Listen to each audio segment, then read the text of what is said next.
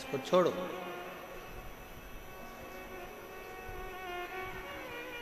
पत्नी ने अपने पति से कहा, पत्नी ने अपने पति से जाकर निवेदन करा,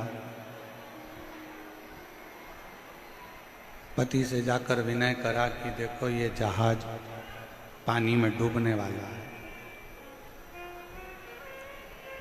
और सब अपने अपने बच्चों को, अपने अपने परिवार को, अपने अपने पत्नी को बचा रहे हैं। आपका भी फर्ज है कि आप हमको बचाइए।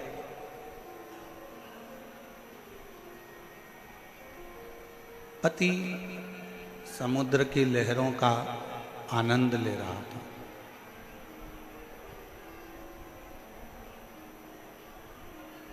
पत्नी फिर नीचे गई, फिर आई, फिर आकर बोली कि ये पूरा जहाज डूबने वाला है, बचाओ, नहीं तो मैं मर जाऊंगा।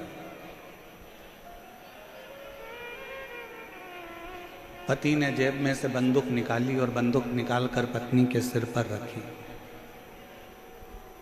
और कहा, तू मरो मरो करती है, मैं तुझे अब भी मार देता हूं।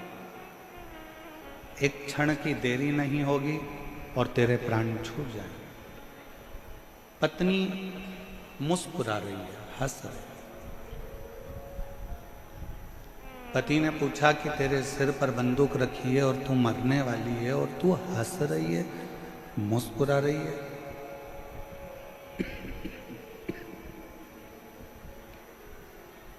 क्यों?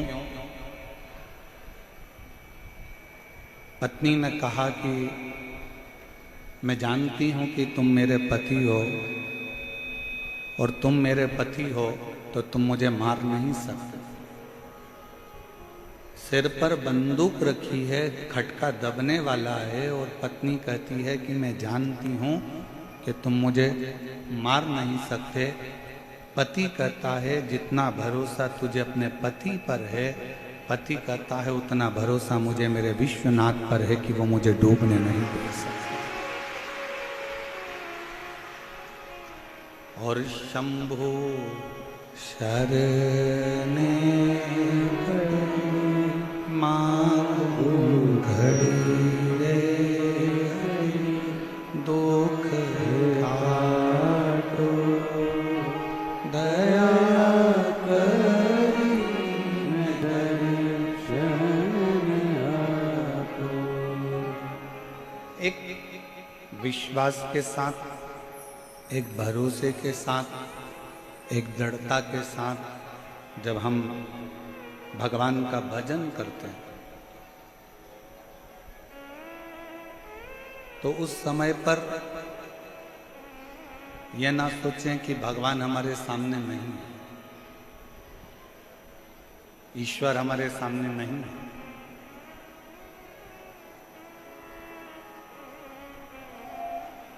जब हम भगवान का भजन करें उस समय पर हमारा बुद्धि, हमारा चित्त, हमारा मन ये होना चाहिए कि मेरा शंकर मेरे गाए हुए भजन को सुन रहा है, मेरा शंकर मेरी बोली हुई बात को सुन रहा है, मेरा शंकर मेरे शब्दों को श्रवण कर रहा है। ये विश्वास अपने भीतर होना चाहिए।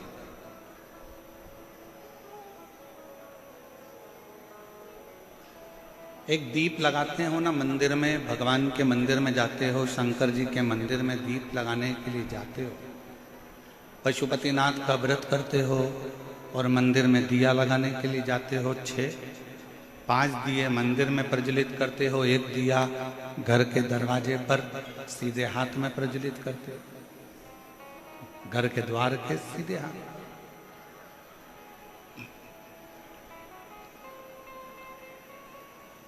एक एक दिए को जब हम मंदिर में प्रज्वलित करते हैं, 5 दिए, उस समय पर हमारा चित्त, हमारा मन शंकर भगवान के चरणारविंद में होना चाहिए। पड़ोसन क्या कर रही है रिश्तेदार क्या कर रहे हैं, नातेदार क्या कर रहे हैं, कुटुंबी क्या कर रहे हैं, कोई मंदिर में आकर क्या कर रहा है, उससे हमको मतलब नहीं होना चाहिए। कथा सुनने के लिए आए हो, कहाँ बैठे हो, किस जगह पर बैठे हो, नहीं मिली जगह बाहर बैठे हो, ये मत सोचो कि मुझे कथा पंडाल के अंदर ही जाना। मुझे तो मेरे बाबा की वाणी, मेरे बाबा का शब्द मेरे कानों में पड़ गया और मैंने अपने जीवन में उतार लिया और मुझे मेरा बाबा मिल गया। इससे बढ़कर सुख कुछ नहीं।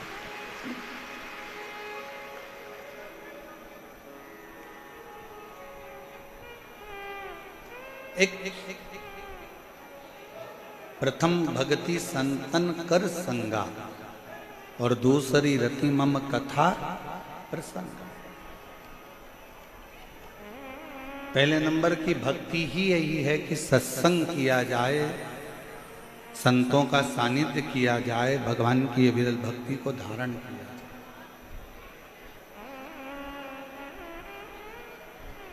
और हम तो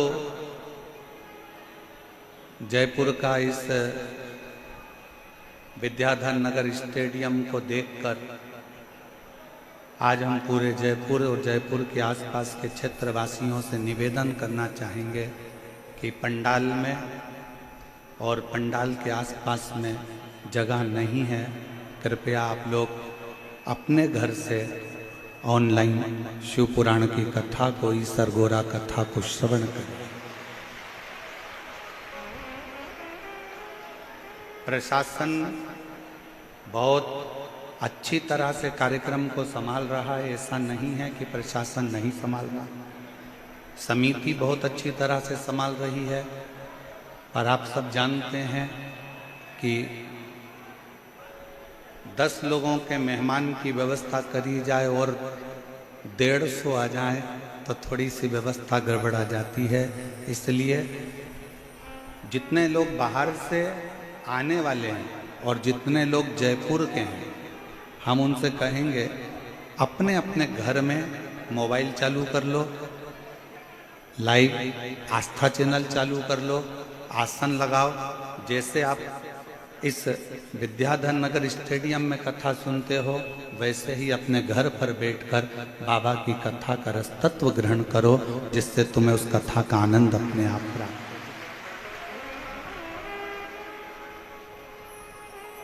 कल कथा में सुना था, आप लोगों को बताया था कि एक जैन परिवार ने अपने बेटे के लिए आसन लगाकर टीवी के सामने कथा सुनी और उसका फल उसको मिला।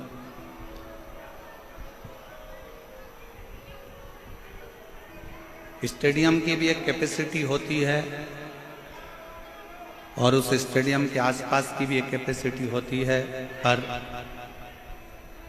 शायद जयपुर में ये सोचा ही नहीं गया होगा कि इतना भीड़, इतनी पब्लिक क्या शिव महापुराण की कथा के इतने स्नेही, इतने प्रेम करने वाले शंकर के बसते हैं, जो भगवान शंकर की कथा में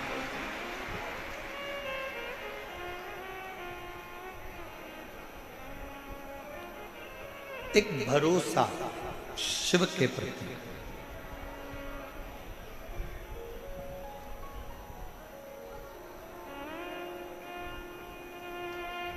भगवान के पास में सारे अस्त्र हैं,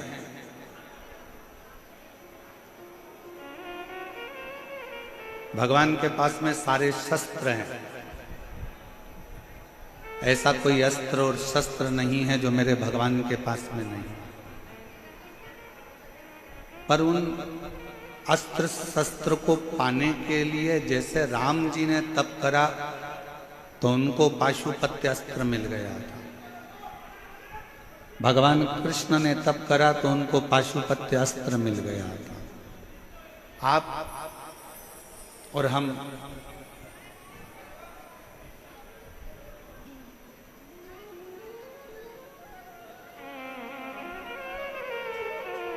नहीं, एक दिन ये माइंड के लिए सोफा या कुर्सी लगवा, सोफा लगवा।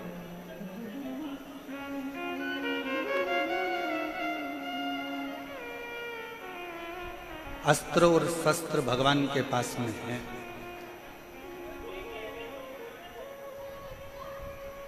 और भगवान के पास में जब सारे अस्त्र शस्त्र हैं तो बस भगवान से अस्त्र शस्त्र, जैसे राम जी ने तप करा, साधना करी, जैसे भगवान कृष्ण ने तप साधना करी और अस्त्र शस्त्र प्राप्त किया। आज कलयुग में, कलिकाल में आप और हम इतना तप और साधना नहीं कर सकते कि भगवान से अस्त्र शस्त्र प्राप्त कर सकें।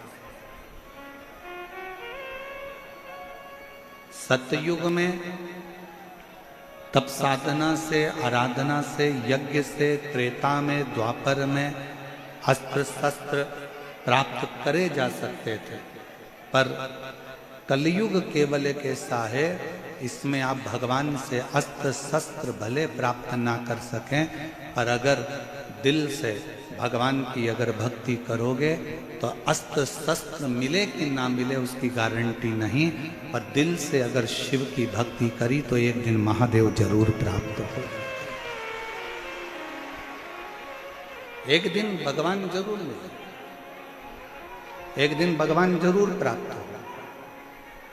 और मैंने तेरे ही भरोसे बाबा, तेरे ही भरोसे हवा में उड़ती जावांगी बाबा, डोर हतो छड़ी कटी जावांगी, भोले मैं तेरी पतंग, शंभू मैं तेरी पतंग, हवा बिच उड़ती जावांगी बाबा।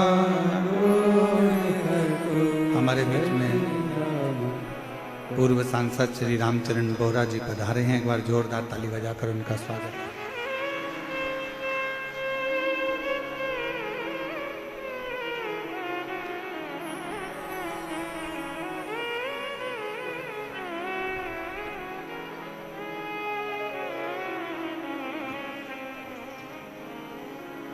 एक विश्वास, एक भरोसा, एक दृढ़ता, एक समर्पण।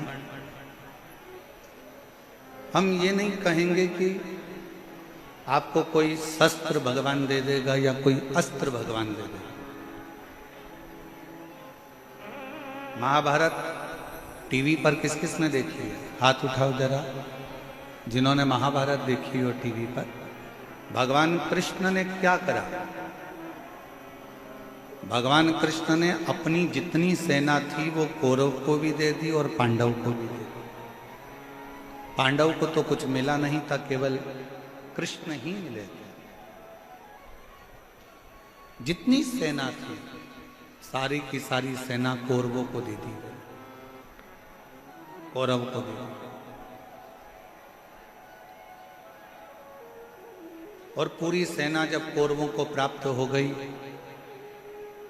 अस्त्र शस्त्र सारे के सारे दे दिए गए, भगवान कृष्ण अपने पास में कुछ नहीं रखे और भगवान कृष्ण रथ पर चढ़ गए और कह दिया कि मैं युद्ध नहीं लड़ूंगा, मैं केवल तुम्हारा रथ हाँकूंगा, केवल रथ, केवल इस रथ को मैं चलाऊं, इसके सिवाय मैं कोई काम नहीं करने वाला, इसके सिवाय मैं कोई युद्ध नहीं लड़ने वाला।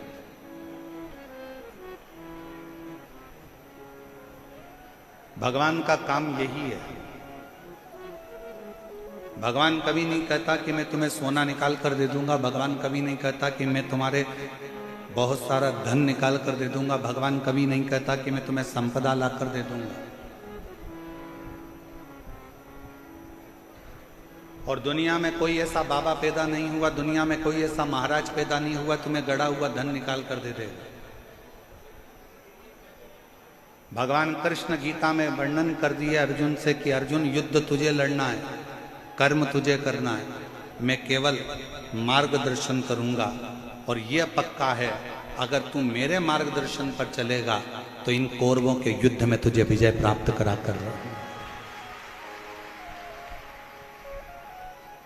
आप मेहनत ही ना करो और कहो कि मैंने तो अपनी पत्रिका दिखाई है, अपना हाथ दिखाया है, ज्योतिषों से पूछा है कि मेरे जीवन में तो दुख ही दुख है। अरे महाराज, थोड़ी मेहनत तो करो, थोड़ी कर्म की जागरूकता तो रखो, थोड़ा परिश्रम तो करो। और जब आपकी मेहनत, आपका परिश्रम जब आप करेंगे, आपका कर्म आप करेंगे तो उसका फल मिलेगा।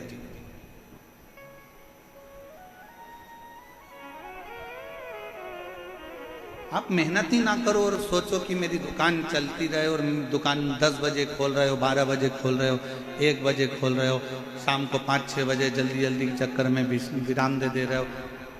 जितना परिवार से प्रेम करते हो, जितना पत्नी से प्रेम करते हो, जितना बच्चों से प्रेम करते हो, उतना अपने कर्म से भी प्रेम करो, अपनी मेहनत से भी प्रेम करो और अपने परिश्रम से भी।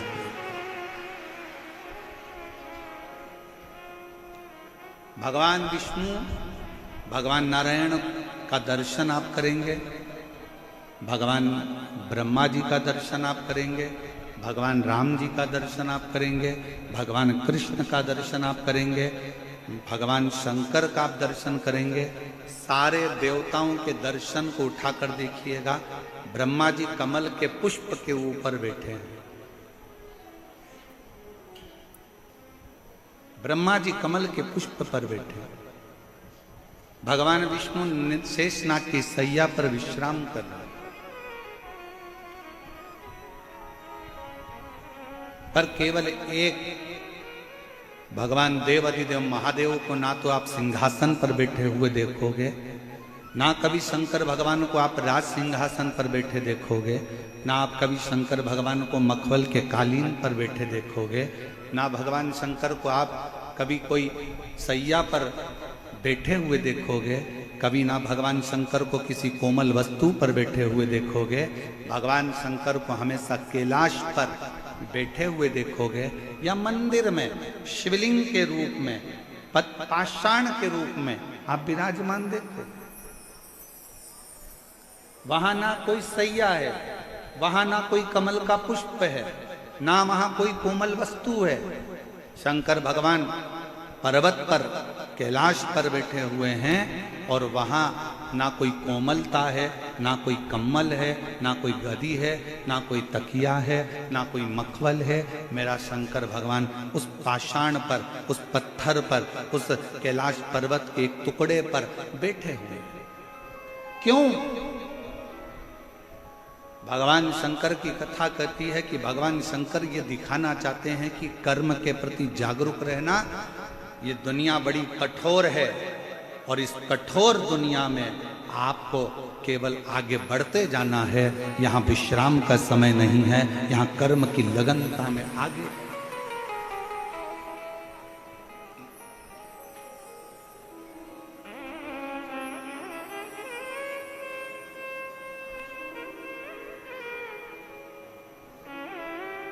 वो एक लाइन आप लोग गुनगुनाते हो कई बार, दुनिया बनाने वाले क्या तेरे मन में समाई तूने काहे को दुनिया।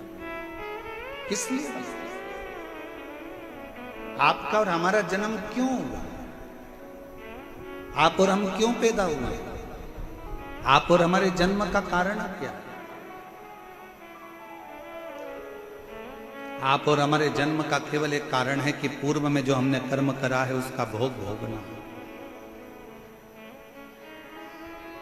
उसका भोग भोगना। एक महिला ने पत्र लिखा है, उस पत्र में उसने लिखा है कि मेरी शादी हुई, 5 साल मैंने बच्चे के लिए इंतजार करा, फिर डॉक्टरों को दिखाना प्रारंभ करा, ऐसे मिलाकर 10 साल निकल गए। कितने वर्ष निकल गए? जम के बोलो जरा। 10 साल। 10 साल निकलने के बाद फिर आस छोड़ दिल्ली गई दिखाने के लिए, जयपुर गई दिखाने के लिए, बेंगलोर भी मैं गई, मुंबई भी मैं गई, टेस्ट बेबी भी करवाया, 15 साल ऐसे निकाल दिए। कितने साल निकल गए? 15। फिर आज छोड़ दी, चलते चलते 20 साल निकल गए। 20 साल निकलते निकलते घर के लोग ताना देते कि तू तो बांझ है, तुझे औलाद नहीं हो सकती, तेरी औलाद नहीं पैदा कर सकती, तू बांझ है। 25 साल निकल गए, ताने सुनते सुनते सुनते सुनते, अपशब्द सुनते। 28 साल निकल गए, 29 साल निकल गए, 30 साल निकल गए, विचार करती रही अब किससे कहे। जब 28 साल शादी के निकल गए, तब उसने 28वें वर्ष में टीवी को चलाते चलाते उसने कहीं रिमोट से ढूंढती चलती शिव पुराण की कथा मिल गई और उसने दिल लगाकर सुनी और विचार करा कि अगली कथा कब आएगी। टीवी के सामने उस अगली कथा का इंतजार करती रही और अगली कथा टीवी के सामने अपने पति को साथ बिठाकर सुनती रही। शिव मंदिर जाती रही, शंकर के मंदिर में जाकर झाड़ू पोछा करने लगी कि अब मुझे 28 साल निकल चुके हैं, औलाद नहीं हो रही है और अब आप मुझे संभालो। तब शिव की कृपा ऐसी हुई कि 28 साल के बाद पशुपति व्रत का चौथा व्रत था और उसका गर्भ ठहर गया और 30 साल के बाद 28 से 30 साल के बाद उसके घर औलाद पत्र भी।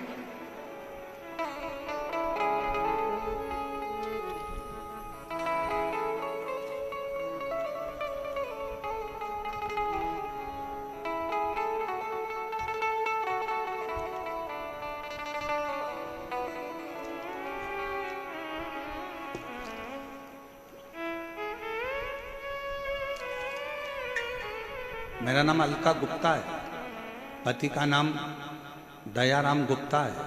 मैं अलवर राजस्थान से आया।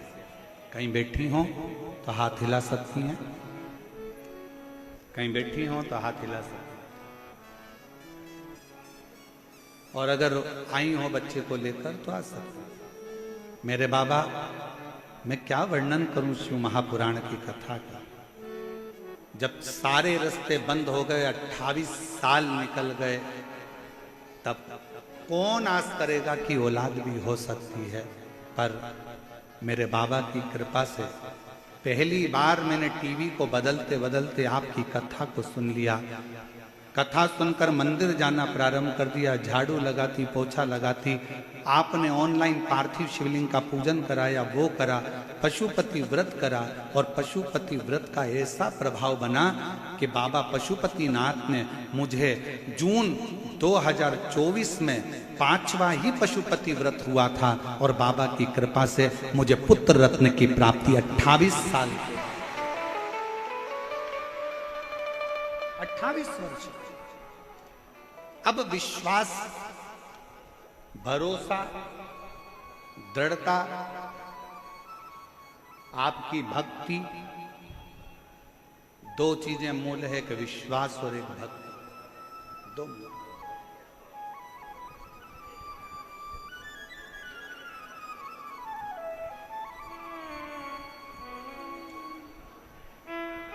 हमारे बीच में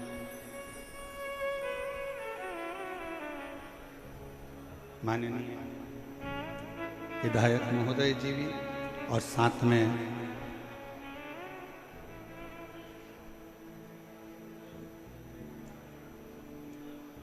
विधानसभा अध्यक्ष वासुदेव देवनानी जी और साथ में हमारे विधायक महोदय श्री वाल्मीकि जी भी पधारे। एक बार जोरदार ताली बजाकर स्वागत वंदन।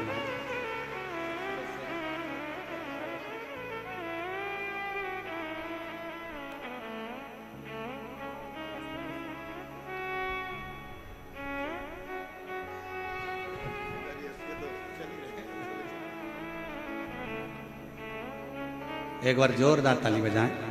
माननीय विधानसभा अध्यक्ष श्री वासुदेव देवनानी जी हमारे बीच में पधारे हैं। एक बार जोरदार ताली बजाकर उनका स्वागत। और हमारे बीच में माननीय विधायक महोदय श्री महंत श्री वाल्मीकि जी पधारे हैं। एक बार जोरदार ताली बजाएं। बड़े सहज, सरल और आनंदित एक युवानों को सनातन धर्म की ऊर्जा देने वाले जोरदार ताली बजाकर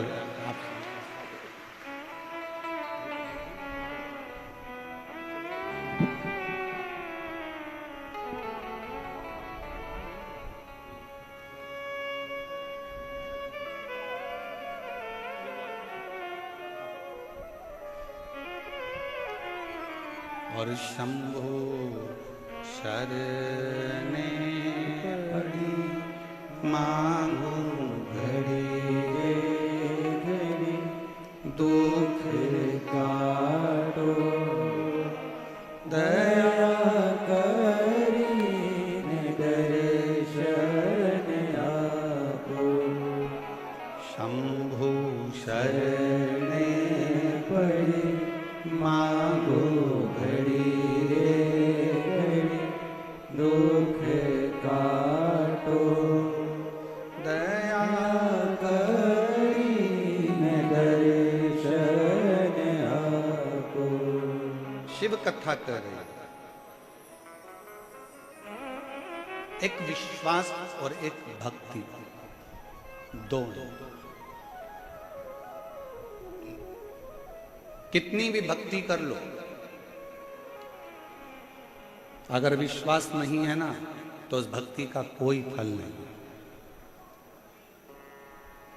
दुनिया की चाहे कितनी भी भक्ति करो, माला पकड़कर बैठ जाओ, भजन करने बैठ जाओ, तुम्हारा मन करे वो करो, मंदिर चले जाओ, देवालय चले जाओ, शिवालय चले जाओ, तुम दुनिया की सारी भक्ति कर लो, पर जब तक तुम्हारे दिल में भगवान के प्रति विश्वास नहीं होगा तब तक भक्ति का कोई फल नहीं होगा।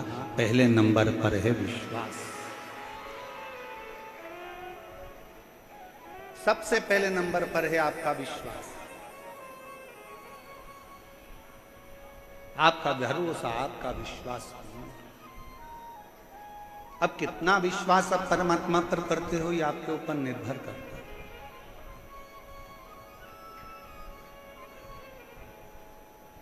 मेरी जीजियां जितनी बैठी हैं जयपुर की और मेरे जीजा जितने बैठे हैं जयपुर के, ईमानदारी से बोलना, एक बच्चे के लिए आप कितने साल इंतजार कर सकते हो? 5 साल, 6 साल, 10 साल, 8 साल, 7 साल, 9 साल, 12 साल, क्या 30 साल तक बच्चे का इंतजार कर सकते हो? बोलो री जीजियों, सही बताना ईमानदारी से, क्या 30 साल तक आप अपने बच्चों का इंतजार कि मेरी बहू के घर, मेरी लड़की के घर में बच्चा 5 साल, 10 साल, 8 साल, देवरानी क्या नहीं हुआ, ननन क्या नहीं हुआ, इतने साल नहीं हुआ, उतने साल, तो कितने साल इंतजार करते? 30 साल में कोई आस भी नहीं लगा सकता और भरोसा भी नहीं कर सकता कि औलाद होगी। 30 और 30 वर्ष बाद अगर भगवान, इसलिए फिर निवेदन करेंगे, जब शिव के मंदिर में 1 लोटा जल चढ़ाने के लिए जाओ, 2 चीजें जरूर मांगना। बाबा, किसी स्त्री की गोद कभी खाली मत रखना और किसी पुरुष की जेब कभी खाली मत रखना।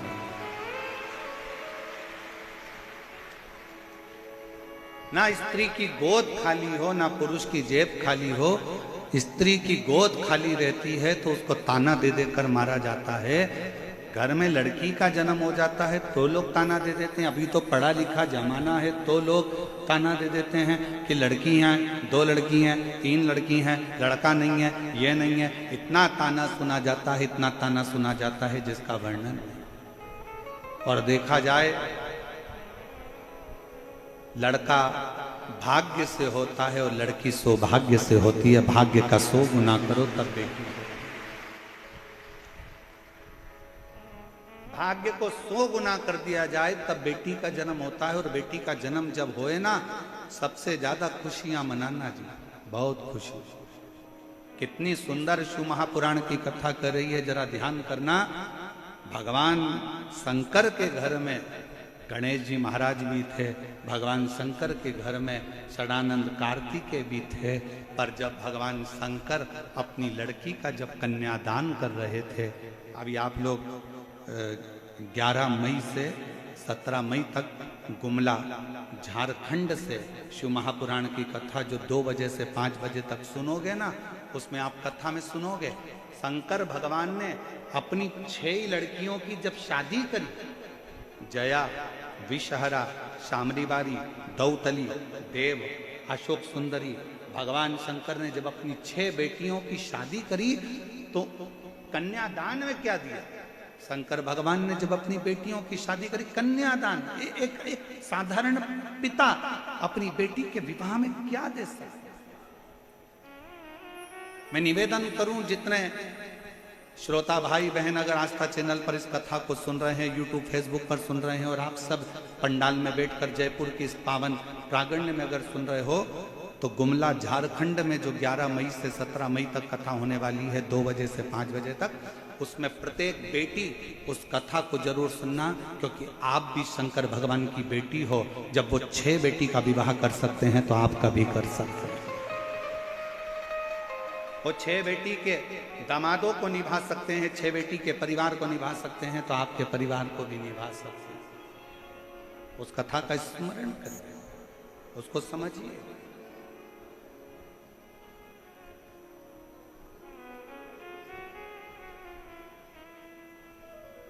बेटा भाग्य से है और बेटी भाग्य को भी 100 गुना कर लो तो सौभाग्य से। और कितना कितना कहे शिव महापुराण की कथा।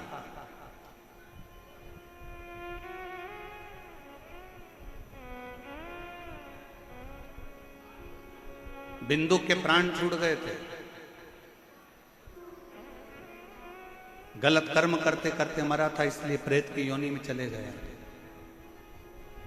चंचुला देवी को मन में आया कि मेरे पति को मोक्ष नहीं मिला, मोक्ष नहीं। कैसे मालूम पड़ेगा कि आपके जीव को मोक्ष नहीं मिला? ब्राह्मणों ने कहा कि पिंडदान करो तो पिंडदान करा, ब्राह्मणों ने कहा तर्पण करो तो तर्पण किया, ब्राह्मणों ने कहा कि तिलांजलि करो तो तिलांजलि करी। इसके बाद में भी पितृदोष रह गया, उसके बाद में भी वो प्रेत की योनि में पड़ गया, तो क्या करे?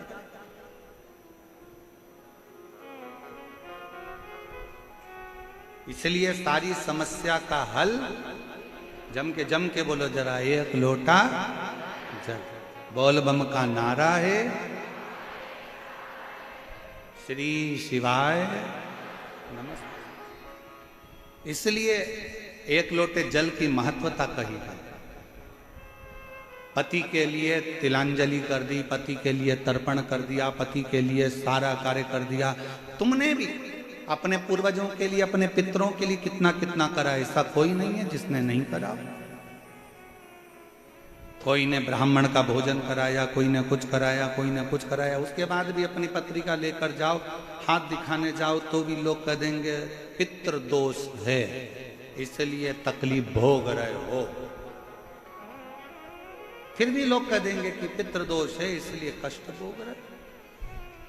पर ना भाई, शिव महापुराण की कथा कहती है, एक बात अपने अंदर उतार कर रखना, अगर जीते जी अपने माँ बाप की, जीते जी अपने माता पिता की सुन लोगे, जीते जी अपने माँ बाप की जो पसंद का भोजन है वो बनाकर खिला दोगे, जीते जी उनका आदर कर लोगे, सम्मान कर लोगे, जीते जी उनका आदर सम्मान में लगे रहोगे, तो फिर मरने के बाद तुम्हें पूड़ी भजिया पकोड़ा खीर खिलाने की जरूरत नहीं पड़ेगी। वो जीते जी ही। आप और हम आज के समय में माँ बाप का सम्मान जीते जी नहीं कर पाते, माता पिता का आदर नहीं कर पाते, सत्कार नहीं कर पाते, और उसी का भोग बाद में भोगना पड़ता है कि हम लोग दुखी हो जाते हैं। वो कितना सुंदर गीत किसी ने गाया है, कभी प्यासे को पानी पिलाया नहीं, बाद अमृत पिलाने से, जम के बोलो जरा, अमृत पिलाने से, कभी गिरते हुए को उठाया नहीं, बाद आंसू बहाने से क्या करूं? मैं मंदिर गई, पूजा आरती की, कभी माँ बाप की सेवा करी ही नहीं, फिर पूजा रचाने से कौन सा लाभ?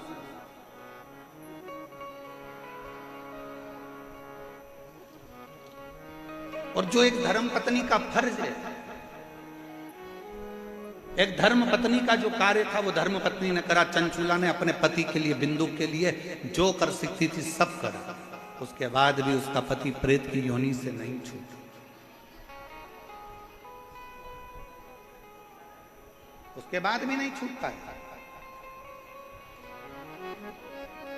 सिंहासन पर बैठो, कुर्सी पर बैठो, पद पर बैठो, प्रतिष्ठा पर बैठो, मना नहीं है, पर उसके साथ तुम एक मानव भी हो, तुम्हारे अंदर एक मनुष्यता है।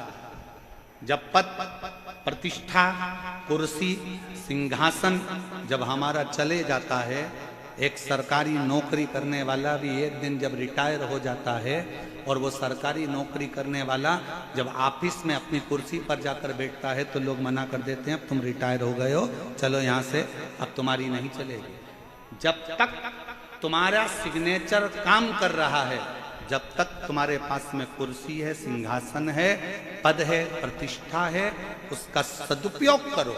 जिस दिन सिंहासन से नीचे उतर जाओगे तो तुमने किसी गरीबड़े के लिए, तुमने जनमानस के लिए, तुमने साधारण व्यक्ति के लिए जो अच्छा करा होगा ना, वो अच्छाई एक ना एक दिन सिंहासन से नीचे उतरने के बाद तुम्हारे सामने आकर खड़ी हो जाएगी कि तुमने ये किया। वो तुम्हारे सम्मुख में आए। हिम्मत बुरे कर्म कर बंदे, वरना पछताएगा, भगवान की आंखों से तू बच नहीं पाएगा, तू बच नहीं पाएगा। अरे ओ अज्ञानी मत करना, अरे ओ अज्ञानी मत करना, तेरे कर्म का फल भी तू ही पाएगा, जैसा किया तूने तेरे आगे आएगा।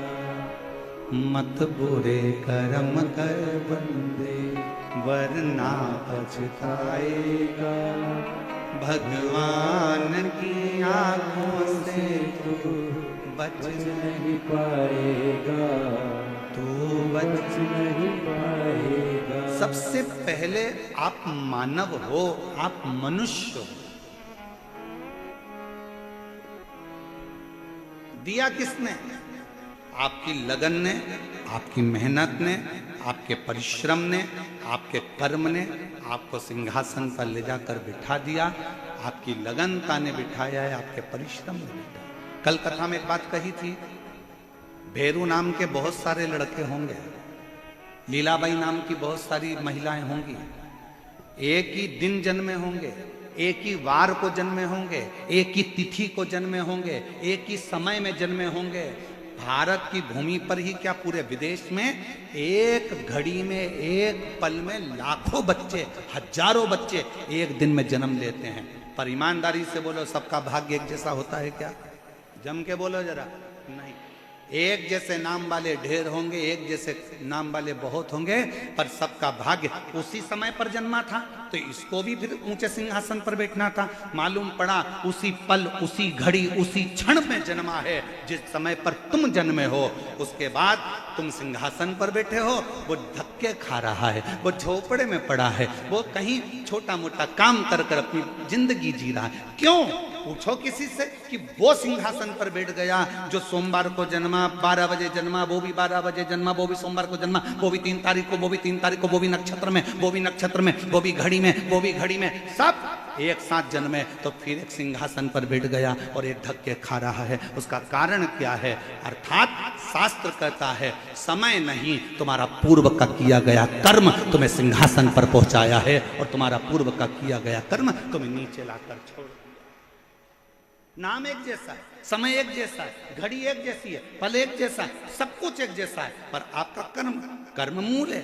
हम फिर निवेदन करेंगे, शंकर के मंदिर में जल चढ़ाने से पहले तुम्हारे अंदर विश्वास होना चाहिए, और विश्वास के साथ में तुम्हारी लगनता होना चाहिए। तुमने सोच लिया कि मैं सीए बनूंगी, अब भले एक बार फेल हो गई कोई बात नहीं, एक सेम नहीं निकला कोई बात नहीं, दूसरा नहीं निकला कोई बात नहीं, मेहनत कर, परिश्रम कर, खूब पढ़, खूब अध्ययन कर, जितना परिश्रम कर सकते हो उतना करिए, रात दिन एक कर दो, अच्छी से अच्छा अध्ययन करो, जितनी अच्छी कोचिंग कर सकते हो उतनी अच्छी कोचिंग करो, और अपने अंदर विश्वास पैदा करो कि मैं सीए बनकर रहूंगी, मैं डॉक्टर बनकर रहूंगी, मैं कलेक्टर बनकर रहूंगी। तो एक दिन कलेक्टर के सिंहासन पर तुम बैठो।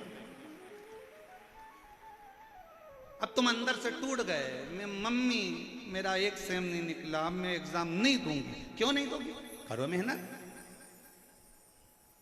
करो। एक पत्र है, देखिए,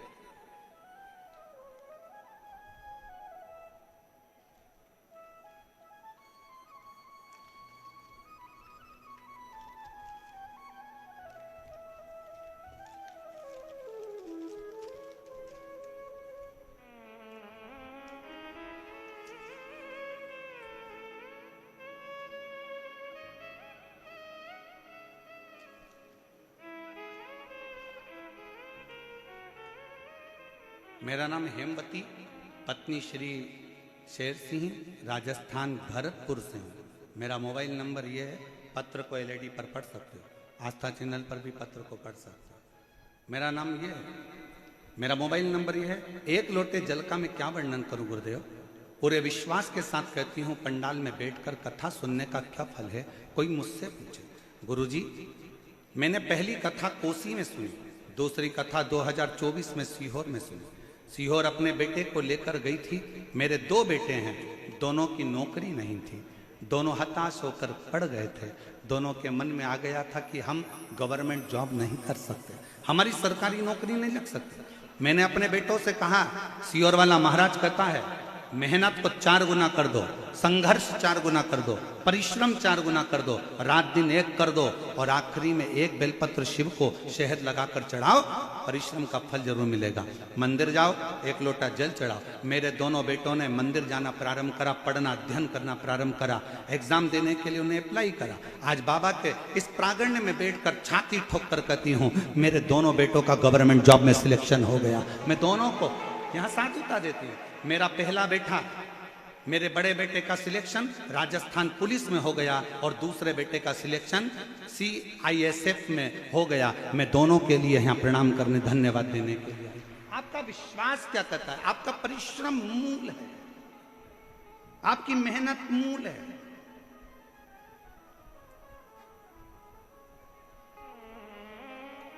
मंदिर में दीप जलाओ ना जलाओ कोई बात नहीं है, पर किसी का दिल ना दुखाइए।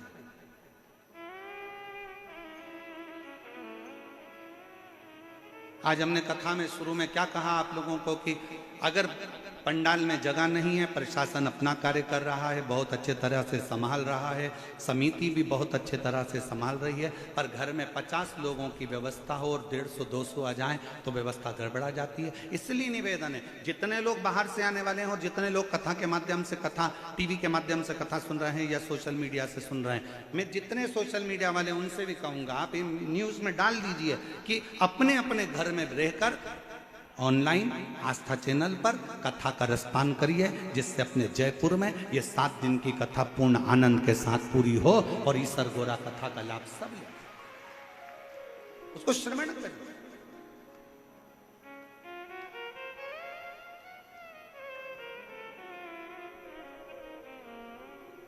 शायद किसी को नहीं मालूम था कि इस पिंक सिटी की शिव महापुराण की कथा वास्तव में पिंक सिटी जैसी हो जाएगी।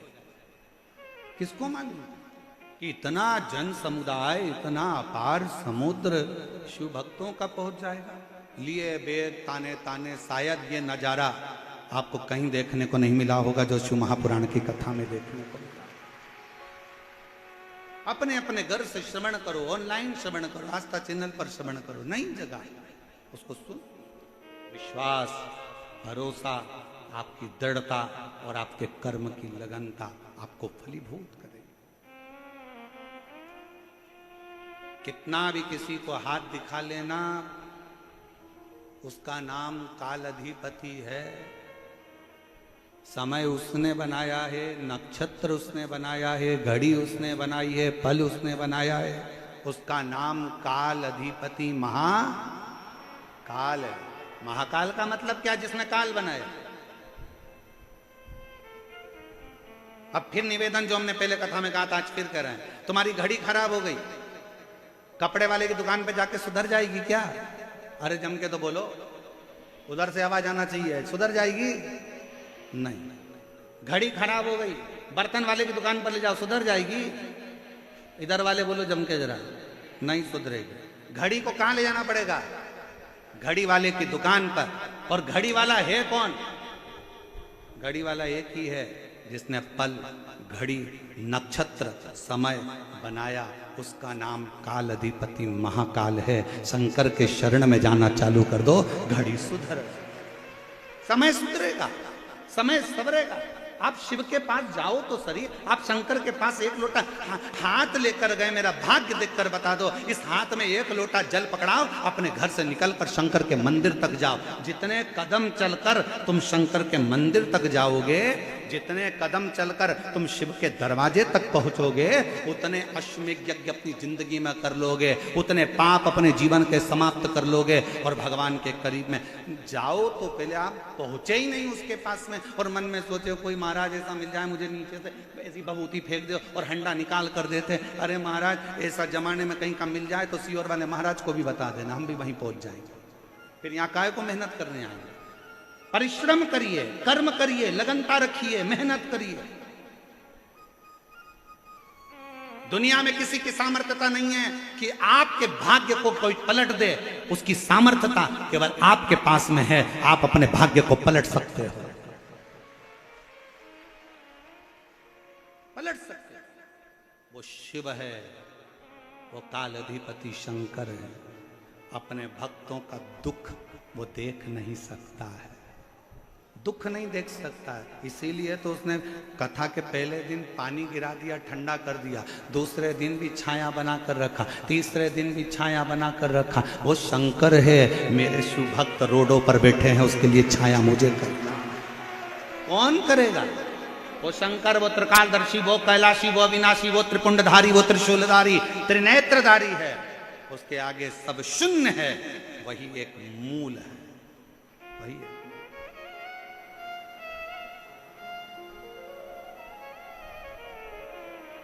आप कितना भजन कर रहे हैं शिव का? आपका भरोसा, आपका विश्वास, आपकी दृढ़ता क्या कर? और हम तो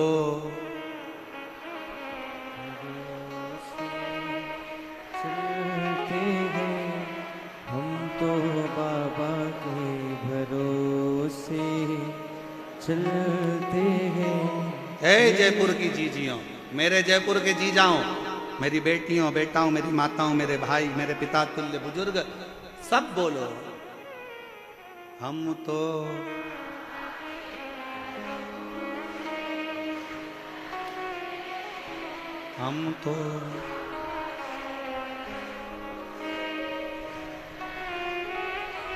डमरू वाले के भरोसे चलते हैं, काशी वाले के भरोसे चलते हैं। हम तो बाबा के भरोसे चलते हैं। ये दुनिया वाले जलते हैं, दुनिया वाले जलते हैं।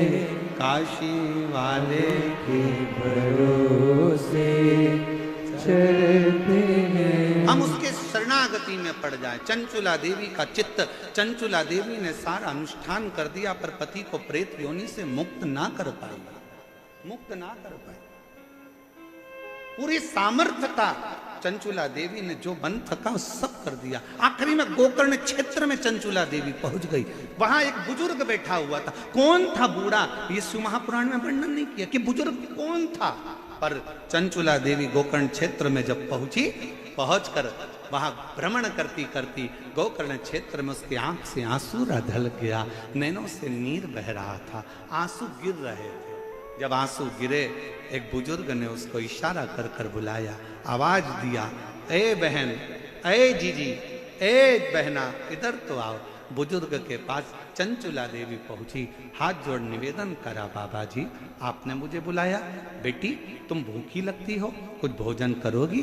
चंचुला देवी ने कहा, बाबा कैसे भोजन करूं, मेरे पति प्रेत योनि में पड़े हैं, उनके लिए मैंने पिंड दे दिया, तर्पण कर दिया, तिलांजलि कर दी, सब कुछ कर दिया, मेरे पति का मुक्ति नहीं हुआ, मोक्ष नहीं हुआ, वो प्रेत योनि से छूटते नहीं है। अरे बेटी क्यों चिंता करती है, क्या तूने कभी काशी का वास करा है? क्या तूने कभी काशी का वास करा है? नहीं, मैं काशी नहीं गई। चंचुला देवी को बाबा ने बिठाया और मुख से बुलवाया। नंदन वन का वो क्षेत्र, काशी को कहते थे नंदन वन, नंदन वन के क्षेत्र का स्मरण करो। चंचुला 5 बार मुख से काशी काशी काशी काशी काशी काशी कहो।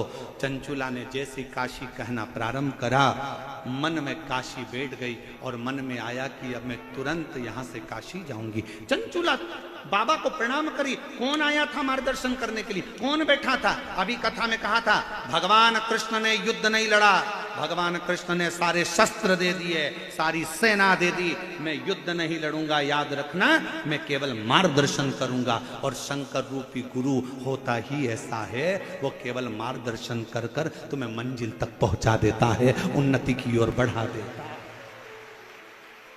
शिव रूपी गुरु का काम किया, वो मार्गदर्शन करेगा। एक पत्र है देखिए,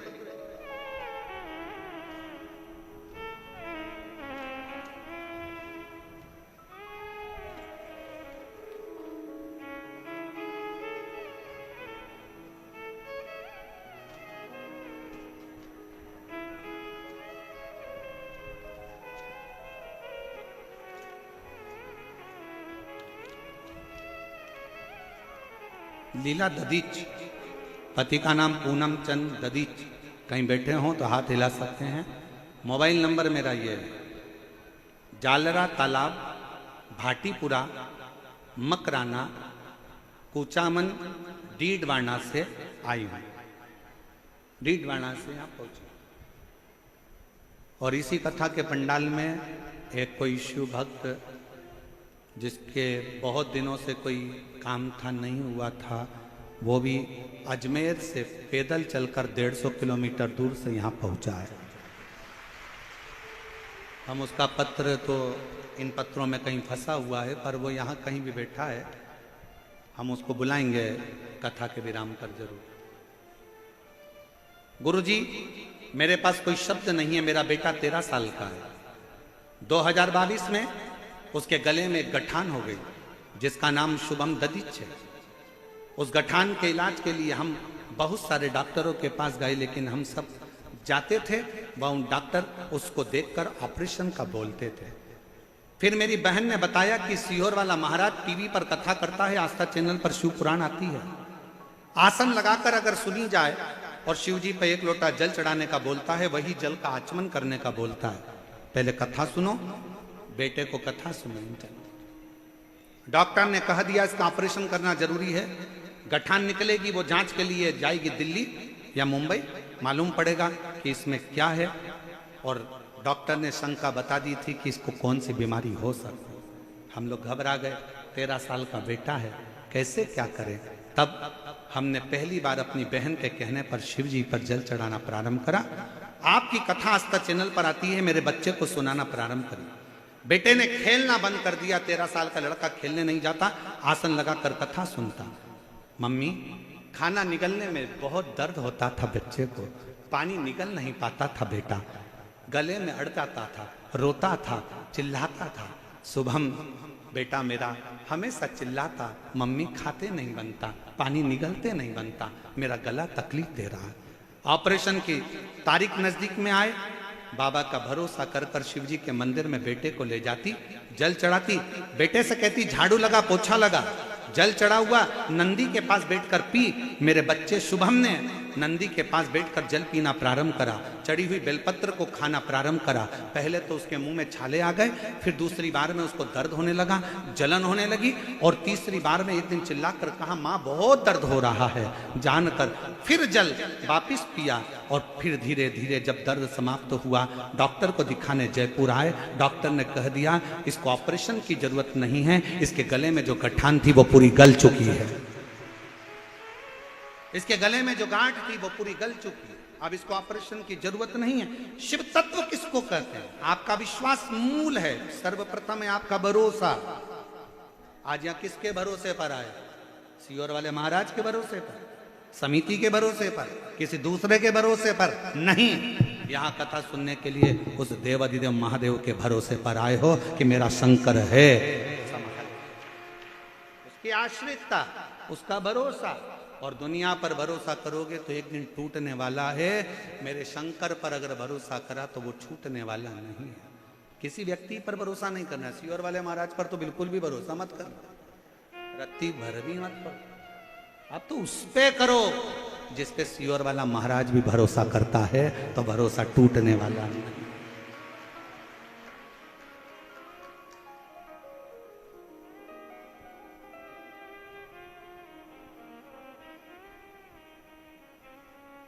तेरी कृपा का क्या है भरोसा, कब किस पर हो जाए जरा पर कर दो, ओ जरा सी हम पर कर दो।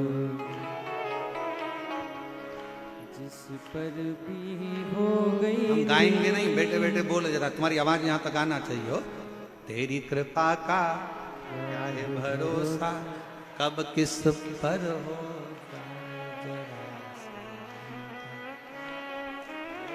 जरा सी हम पर कर दो।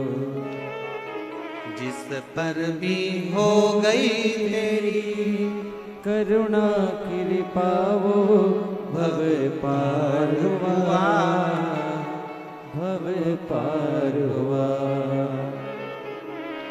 पापी हो चाहे जितना उसका भी बाबा उद्धार हुआ, उद्धार हुआ। गिद्ध अजामिल गणिका ठाणे, गिद्ध अजामिल गणिका ठाणे, अब है हमारी बारी थोड़ी सी हम पर कर दो, जरा सी हम पर कर दो। तेरी कृपा का क्या है भरोसा, कब किस पर हो जाए जरा सी हम पर कर दो। बस थोड़ी सी, ज्यादा नहीं। कृपा की ना होती जो आदत तुम्हारी, तो सुनी ही रहती अदालत तुम्हारी। गरीबों के दिल में जगह तुम ना पाते, तो किस दिल में होती इबादत। उसके आश्रित।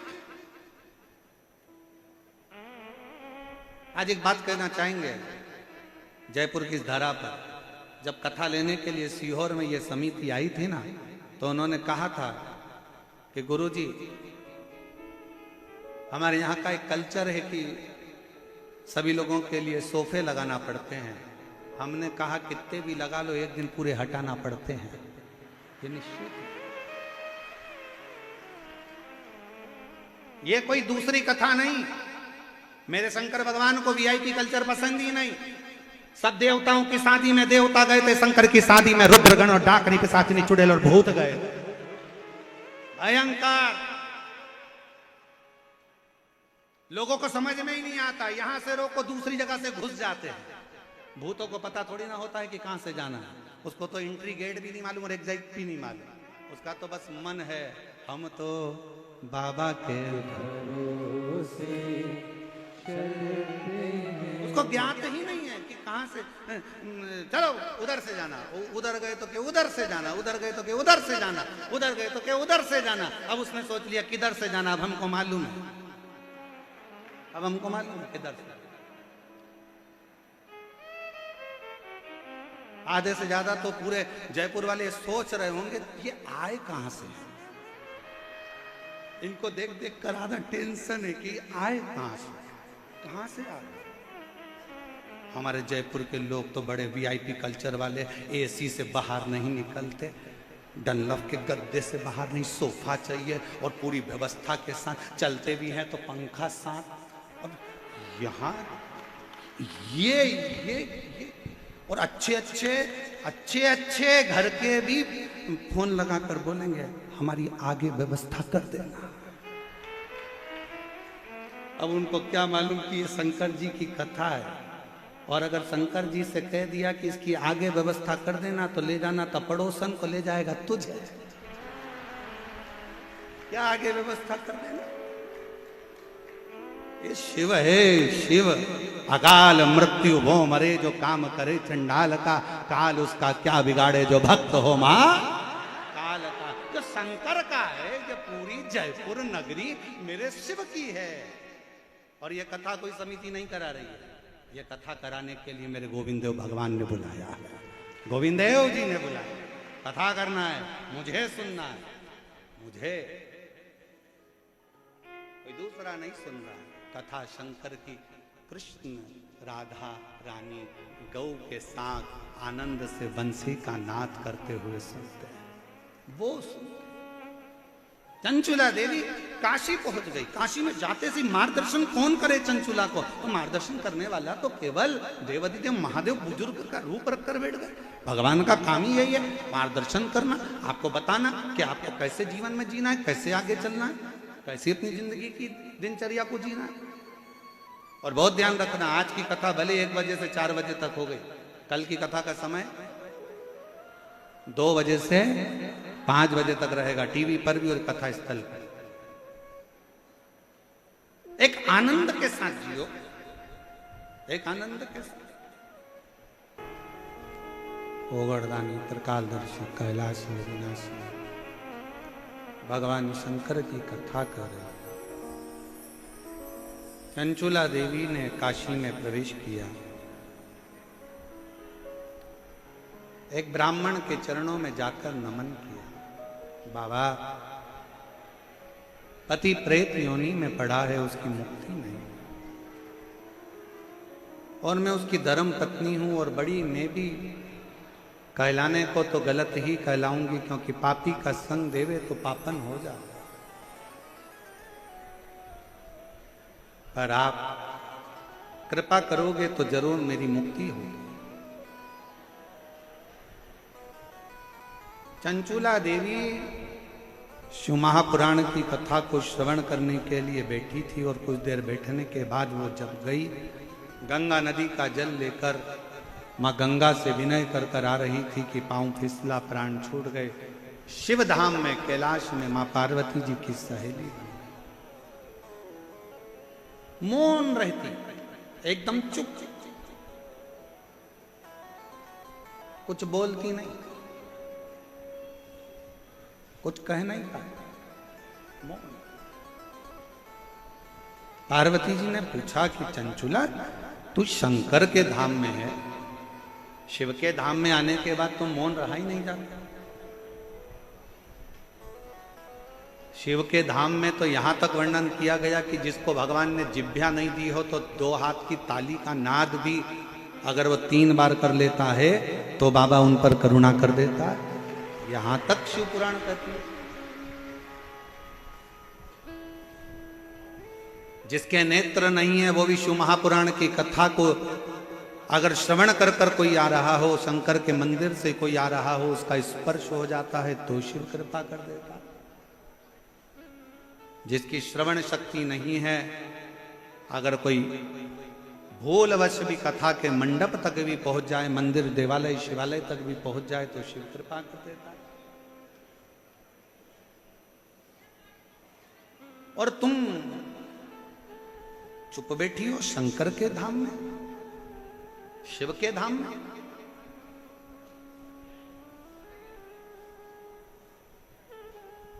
एक बहन का पत्र आया, अभी हमने देखा उसको खोलकर। उस पत्र में उस बहन ने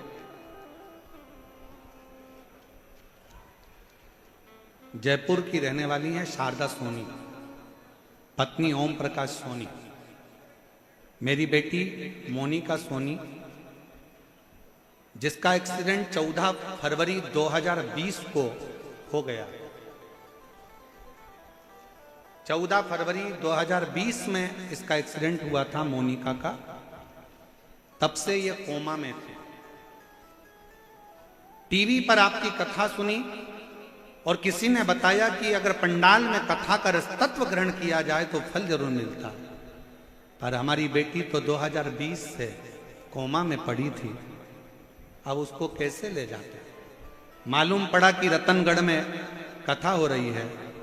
हम हमारी बेटी को रतनगढ़ कथा में ले गए, एम्बुलेंस बुलवाई, डाला, लेकर गए। इतना भीड़ था, प्रणाम किया। कथा थोड़ी सी वो कोमा में पड़ी क्या सुन, बेलपत्र मांगी व्यासपीठ की, दी। आज बाबा की कृपा से हम बाबा को धन्यवाद देने के लिए आए हैं कि रतनगढ़ की कथा तो अभी बाबा ने कृपा करी। आज हमारी बेटी बाबा की कृपा से कोमा से बाहर निकल गई है, इसलिए बाबा को प्रणाम करते हैं। फरवरी 2020 का फोटो जब से वो कोमा में पड़ी थी तब का लगाया है। आप लोग एलईडी पर, आस्था चैनल पर देख सकते हैं। अप्रैल में जब कथा रतनगढ़ की श्रवण कर कर आई है, उसके बाद जिंदगी में 2020 से पहली बार कोमा से उठकर बैठी है। दूसरा फोटो उसका कोमा से उठने के बाद। दूसरा,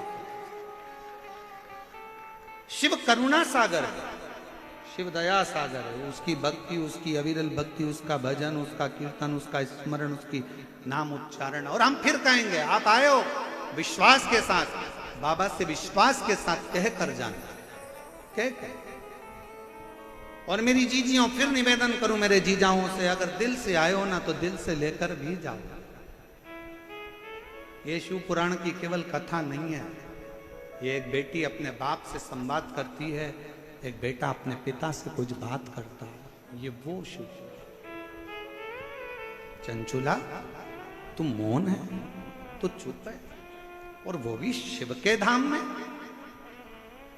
शंकर के मंदिर में आने के बाद और मौन, शिव के धाम में आने के बाद और मौन। यहां तो कावड़िया भी अगर कावड़ लेकर चलता है तो गर्जना करता चलता है, बोल बम का नारा है, बाबा एक, सारी समस्या का हल एक लोटा जल। यहां तो गर्जना करता करता कावड़िया चलता है, यहां तो शंकर के मंदिर में कोई मौन होकर जाए, ये कहां की रीति है? सारे मंदिर में चुप रही है, पर शंकर के मंदिर में जाकर तो आवाज लगाइए, हार हार महा। सारे मंदिर में चुप रही है, पर शिवालय में जाकर तो गर्जना होना चाहिए। दुख हर, कष्ट हर, दारिद्र हर, हार हार महा। गर्जना शिव के सामने। तो कहा, गुरुजी आप कहते हो शंकर जी के मंदिर में आवाज लगाओ, जरूरी है। बच्चा जब तक रोता नहीं तब तक माँ उसको गोदी में लेती नहीं। बच्चा जब तक रोता नहीं, माँ जब तक गोदी में लेती नहीं, और गोदी में लेती नहीं तो दूध पिलाती नहीं। इसलिए भगवान के मंदिर में जाकर जब तुम आवाज लगाओगे, शंकर जी को लगेगा मेरी औलाद आ गई है। बहुत दिन से चिल्ला रही थी, आज सामने आकर खड़ी हो गई है। गर्जना उसके शिव है, शंकर। सब दूर चुप रही है, पर शंकर के मंदिर में तो जाकर आवाज अलख जगाओ, नगाड़ा बजाओ, डमरू बजाओ, और अगर कुछ भी नहीं कर सकते तो 3 बार ताली बजाओ, और वो भी नहीं कर सकते तो बम बम बोले, हार हार महादेव। गर्जना शिव के मंदिर में होना चाहिए। क्यों डरे किसी से? छत्रपति वीर शिवाजी महाराज की मां जीजाबाई ने तो कह दिया था छत्रपति वीर शिवाजी से कि सुन बेटा शिवा, युद्ध के मैदान में भी जाना तो बिना गर्जना के मत जाना। इसलिए वीर शिवाजी, छत्रपति वीर शिवाजी जब युद्ध के मैदान में जाते थे तो पहली गर्जना लगाते थे, हर हर। पहली गर्जना। क्यों डरे? गर्जना के साथ चले। और महाराज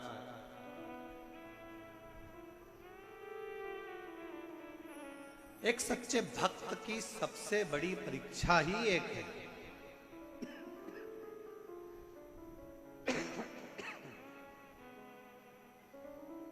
एक सच्चे भक्त की सबसे बड़ी परीक्षा है दीदार ना हो और फिर भी मिलने की तमन्ना। दीदार ना हो फिर भी उससे मिलने की तमन्ना हो, वो ना मिले दिल में उससे मिलने की बेचैनी।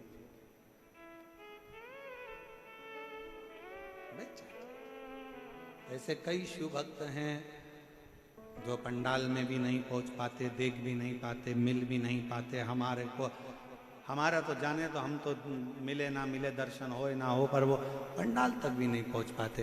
पर ऐसे कई शिव भक्त हैं जब आप यहाँ से निकल कर जाते हो, आपके मुख का दर्शन भी कर लेते हैं तो उनको लगता है कि हमने पंडाल का दर्शन कर लिया, हमने शिव तत्व को प्राप्त। और मेरे भोले तेरा सहारा है, मेरे भोले तेरा सहारा है, मेरी नैया का तू किनारा है, मेरी नैया का तू किनारा है। मेरे बाबा तुझे पुकारा है, मेरे बाबा तुझे पुकारा है, मेरी नैया का तू किनारा है, मेरी नैया का तू किनारा है। उसके आश्रित तो हो जाओ। चंचुला तू और शंकर के मंदिर में, शिवालय में, कैलाश पर चुप बैठी है, ये कहां की रीति है? शिव का भक्त गर्जना करता है, गर्जना। नंदी का दर्शन किस किस ने करा है शंकर जी के मंदिर में? जम के हाथ उठाओ जरा, दिखना तो चाहिए। नंदी का दर्शन करा है शिव जी के मंदिर में? ठीक है। नंदी जी के गले में घंटी का दर्शन करा है? अरे बोलो तो जम के, आओ। ठीक है। अब शंकर भगवान अंदर बैठे हैं, नंदी बाहर बैठे हैं, मौन होकर बैठे रहे। नंदी को घंटी की क्या जरूरत है? क्या जरूरत घंटी की? कान शिव है, शंकर हैं, मौन होकर बैठे रहे। पर नहीं, नंदी के कान में जैसे ही शिव भक्त जाकर कहता है कुछ भी, लोगों को लगता है पत्थर का नंदी क्या घंटी बजाएगा, हम हाथ से घंटी बजाएंगे तो घंटी बजेगी। पर जब शिव भक्त शंकर के मंदिर में जाता है, शंकर को जल चढ़ाकर शिव जी से अपने मन की बात कहकर नंदी के पास में आकर बैठता है ना, और जब अपने मन की कामना कहता है, बाबा बड़ा दुखी हूँ, मेरे शरीर में ये रोग हो गया है, बहुत कष्ट का जीवन चल रहा है दातार, नंदी के गले की जो घंटी है वो बाबा के लिए, लोग समझते हैं कि पत्थर की घंटी है, नहीं बजती, पर वो हृदय की घंटी से नंदी बजा देता है, शंकर तक हमारी बात को पहुंचा देता है और शिव हमें स्वीकार कर ले, शिव स्वीकार कर शंकर।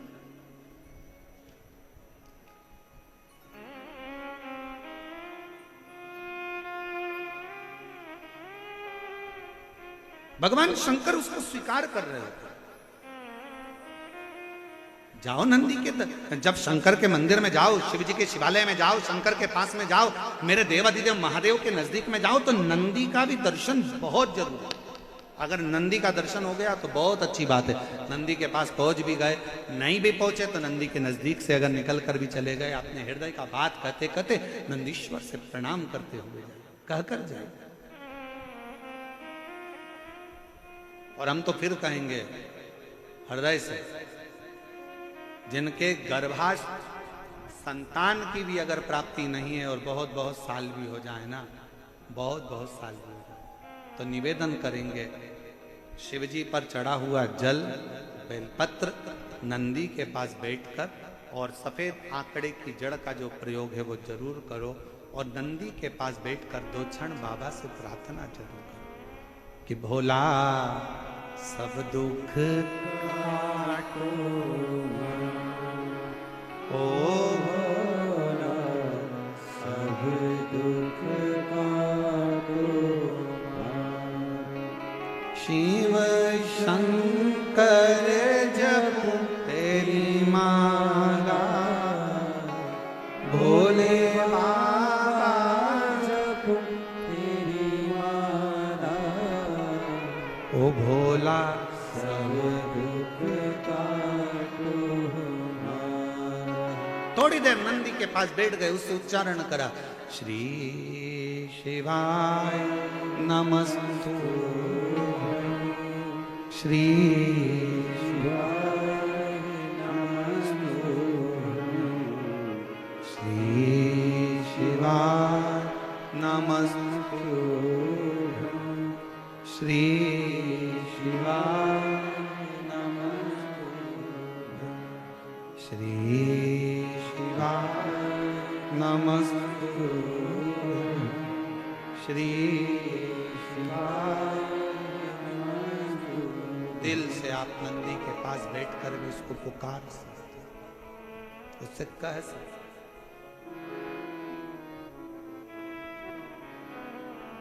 विनय कर सकते, उससे निवेदन कर सकते।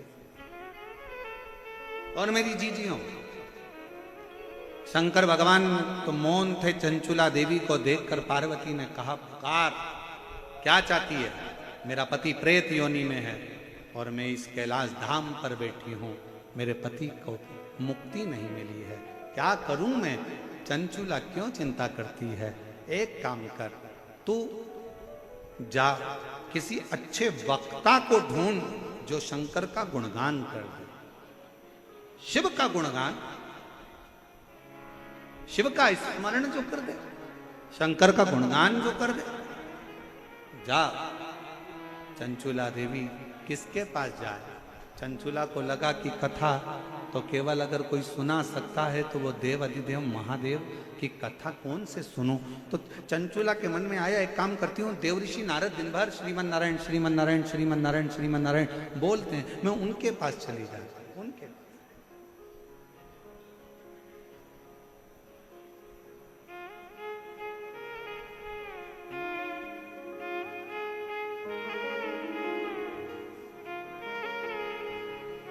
हमारे बीच में श्रीमती कुसुम जी यादव, यहाँ की महापौर जयपुर क्षेत्र की, एक बार जोरदार ताली बजाकर उनका स्वागत, वंदन, अभिनंदन।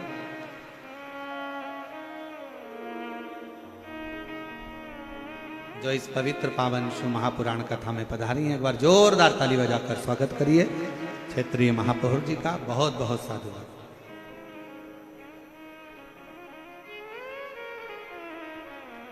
शिव से कहो, शंकर से कहो, विनय करो, निवेदन,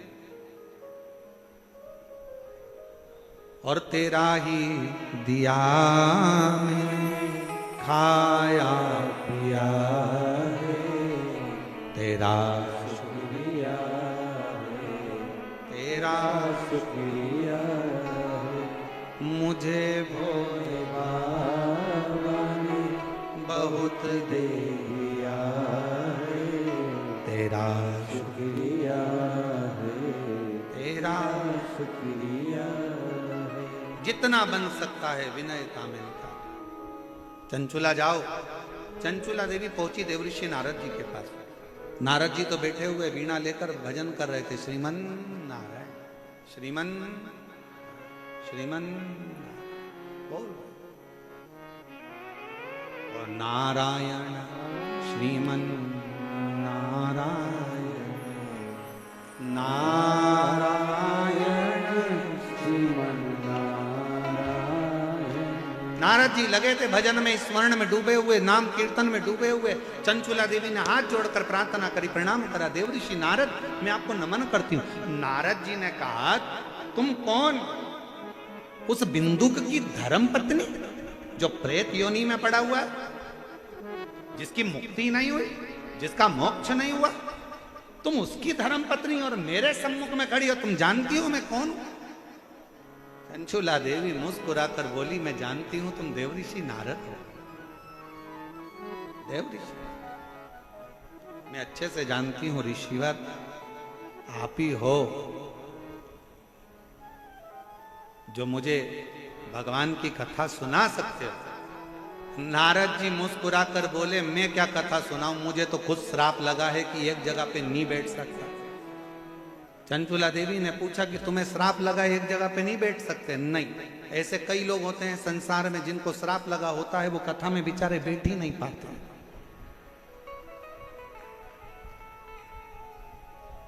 जो बार बार जाता आता बार बार दिखे तो सिर पे पल्लू लेके उसके पांव पड़ लेना चाहिए। नारद जी अच्छा हुआ आप आ गए, हमने आपका दर्शन कथा में तो कर लिया। पहचानना बारी, मुझे श्राप लगाए और तुम कहती मैं कथा को। किसका श्राप है? तो कहा दक्ष प्रजापति का श्राप है। ओ हो, शंकर जी के ससुर ने तुमको श्राप दिया हो। चंचुला देवी बोली शंकर जी के ससुर भी इतने क्रोधीले हैं कि अपने दामाद को भी नहीं छोड़ा था, उन्होंने दामाद को भी श्राप दे दिया था। ए शिव मैं तुझे श्राप देता हूं कि तू शमशान में निवास करेगा। शंकर भगवान इतने खुश हुए कि मेरे ससुर जैसा दुनिया में किसी का ससुर नहीं होगा। प्लाट भी दिलाया तो ऐसी जगह दिलाया जहां कोई कब्जा ही नहीं करेगा। अब इससे जोरदार जगह कहां होगी? ससुर कह रहे हैं तू शमशान में रहेगा, इससे जोरदार जगह का। दुनिया के लोगों की बारात निकलती है तो होटल से निकलती है, घर से निकलती है, जनवासे से निकलती है। पहली बारात थी दुनिया में 33 कोटि देवताओं में पहली बारात थी देवाधिदेव महादेव की, जिसकी शुरुआत मसान से हुई थी, शमशान से हुई। जहां लोगों का एंड है वहां से वो शुरू होता।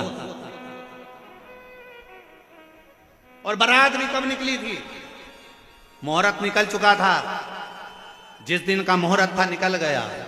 देवताओं ने कहा ब्रह्मा जी ने तुम्हारी शादी है आज, तैयार होके चलो। शंकर भगवान बोले अभी मेरा मुहूर्त नहीं निकला, मैं नहीं जाऊंगा शादी में। दूसरा दिन हो गया, तीसरा दिन हो गया, कहते 1 साल निकल गया, शंकर जी बारात लेके ही नहीं जा रहे। क्यों? हमारी मर्जी, जब हमारा मुहूर्त होगा तब जाएंगे। थोड़ी देर बाद शंकर जी ने देखा सामने से अर्थी आ रही थी, लोग चिल्ला रहे थे राम नाम। अरे अच्छे से तो बोलो, अपन जाएंगे जब दूसरे चिल्लाएंगे, अपन आज ही चिल्ला राम नाम। अब जैसे ही लोग चिल्लाए राम नाम सत्य है, शंकर भगवान ने जड़ा जूड़ बांधना प्रारंभ कर दिया। ब्रह्मा जी ने पूछा क्यों मुहूर्त हो गया क्या? शंकर जी बोले सामने से अर्थी आ गई, मेरा पाउडर का डब्बा आ गया।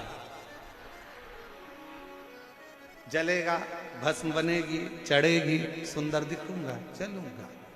जिस दिन भगवान की बारात निकली थी सामने से अर्थी का दर्शन हुआ था। शिव पुराण कहती है स्वप्न में भी अर्थी दिखे और कोई अच्छा काम करने जा रहे हो तो सामने से अर्थी आती दिख जाए, समझ लेना कि तुम्हारा कार्य सफल हो गया, कार्य सफल हो गया।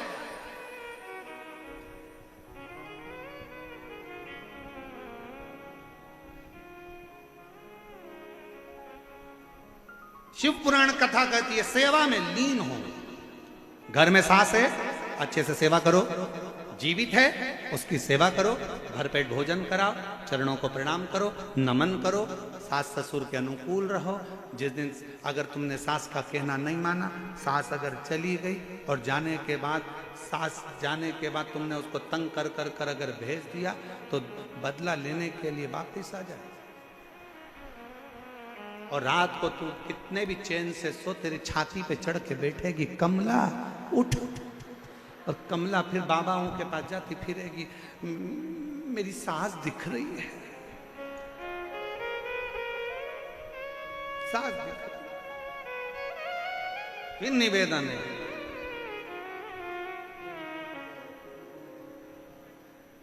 हमारे बीच में श्री प्रेमचंद जी बेरू जी उप मुख्यमंत्री राजस्थान सरकार से पधार रहे हैं। एक बार जोरदार ताली बजाकर साधुवाद श्री प्रेम जी बेरवा जी, उप मुख्यमंत्री राजस्थान।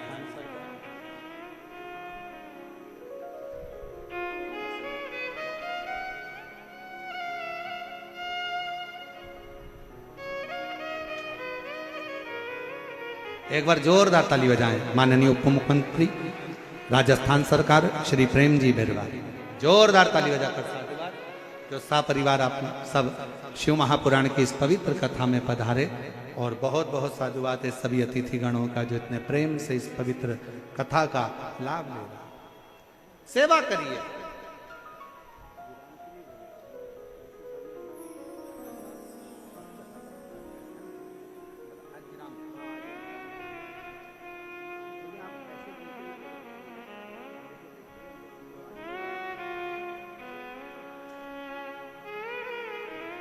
शिव तत्व हो, शंकर, शिव महापुराण की कथा का और जीवन की सुखता, जीवन का आनंदता वही है जीवन। शिव कथा कर रही है, शिव महापुराण का चरित्र कर रहा है। चंचुला देवी बड़े आनंद के साथ, भाव के साथ में नारद जी से प्रार्थना करती है। नारद जी ने कह दिया कि तुम एक काम करो कि कथा मैं तो नहीं कर सकता क्योंकि मुझे श्राप लगा है, तुम कथा एक काम करो, तुम रुका जी के पास जाओ, तुम रुका ठीक है। चंचुला देवी तुम रुका जी के पास पहुंच। कहां मिलेंगे तुम रुका जी? तो कहा जहां पर शिव नाम लिया जाए, भगवान शंकर का जहां गुणगान हो जाए, शिव नाम का उच्चारण जहां हो जाए, वहां तुम रुका जी मिल जाएंगे। तुम रुका जी के मिलने का स्थान ही शिव तत्व है, शंकर का नाम, शिव उपास्य, शिव उपास्य।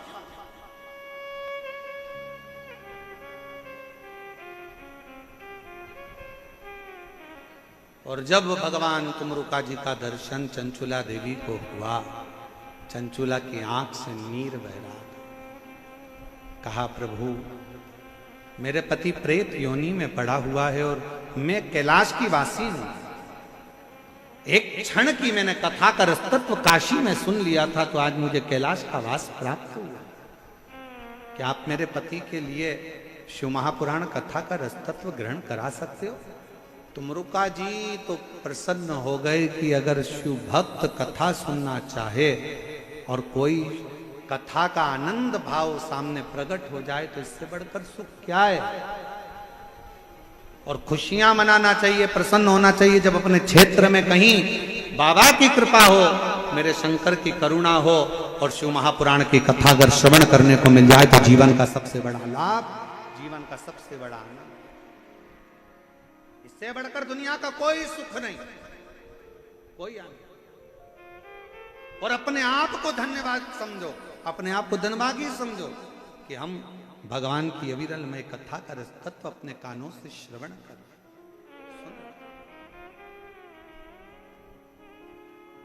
चंचुला देवी विनय, आप क्या कथा श्रवण करा दोगे? हाँ, पर इसका यजमान कौन होगा, कौन बनेगा, कथा कौन कराएगा? किसकी सामर्थ्यता है कथा कराने की? किसी की सामर्थ्यता शिव पुराण कराने की नहीं है। दूसरी कथा हो तो उसका कोई यजमान बन सकता है, दूसरी कथा हो तो उसका कोई आयोजक हो सकता है, पर शिव महापुराण का ना तो कोई यजमान है ना कोई आयोजक है। शिव पुराण का अगर कोई यजमान बनकर भी बैठता है तो समझ लेना वो शंकर की कृपा से शिव और पार्वती ही बनकर बैठते। जैसे ये जजमान परिवार का नाम लिखा है ना, श्री बजरंग लाल जी अग्रवाल और सुधीर जी अग्रवाल, तो हम और ये राजन जी शर्मा हैं, अंबर विलास जी हैं, आलोक अग्रवाल जी हैं भैरू ग्रुप से, इन सब के जो लिखे हैं, अनिल जी संत वगैरह जितने नाम लिखे, हम कहेंगे कोई शिव की कृपा से। जब तक वो करुणा ना करे तब तक आप यजमान पद भी ग्रहण नहीं कर सकते। सारी कथा का यजमान श्रीमद् भागवत के यजमान बने हैं राजा परीक्षित, रामचरितमानस के यजमान बने हैं काशी नरेश, परशु महापुराण कथा का यजमान कौन है? तो क्या इसका यजमान कौन बनेगा? तो चंचुला देवी बोलती है मैं किसको विनय करूं, किसको निवेदन करूं? तुमरुका जी ने कहा जाकर शंकर जी से प्रार्थना करो। शिव जी से निवेदन करा, मुझे शिव पुराण का यजमान नहीं मिल रहा। शंकर जी ने पार्वती से कहा ये वो पुराण है जो मनुष्य के जीवन का सारा ताप हरती है, ये वो पुराण है जो मनुष्य के जीवन का सारा दुख हरती है, ये वो पुराण है जो दुनिया में सबके कष्ट हरती है, और कष्ट हरने के लिए इसका कोई यजमान नहीं, इसका यजमान शंकर जी कहते हैं पार्वती तुम 16 श्रृंगार करो और मैं भी सज धज कर तैयार होता हूँ, मैं ईसर बनता हूँ, तुम गोरा बनो, गणा और गौर बनकर शिव पुराण के यजमान, गणगौर बनकर शिव महापुराण के यजमान पद ग्रहण करेंगे, गणगौर बनकर, ईसर गोरा बनकर। 16 दिन तक भगवान शंकर और पार्वती श्रृंगार करे। शास्त्र कहता है शिव जी का मंगल विवाह हुआ तो शंकर भगवान ने श्रृंगार नहीं करा था, भगवान शंकर का श्रृंगार नहीं हुआ था, पर जिस समय पर भगवान शिव महापुराण के यजमान बने तो स्वयं दूल्हे जैसा फेटा बांधा है। शादी करने गए थे तो जटा जूट बांधे थे, चंद्र धरा था, यहां तुर्री लगाई है सिर पर, तुर्री।